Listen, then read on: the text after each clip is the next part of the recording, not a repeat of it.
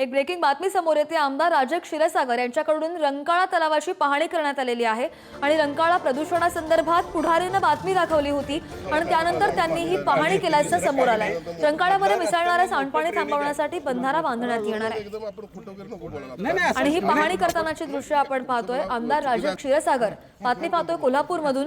रंकाळा तलावाची पाहणी त्यांच्याकडून करण्यात आलेली आहे आणि रंकाळा प्रदूषणासंदर्भात पुढारी न्यूजनं प्रथम बातमी दाखवलेली होती आणि त्यानंतर आता ही पाहणी करण्यात येते। पाणी कुठं आलं? पावसाळा कुठं आहे आता?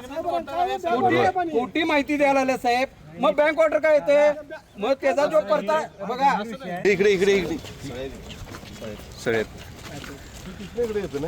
हे सगळं पाणी त्यामुळे हे येते पाणी येते, दुसरं काही नाही। मधल्या रस्त्यांना मोठं ड्रेनेज आहे।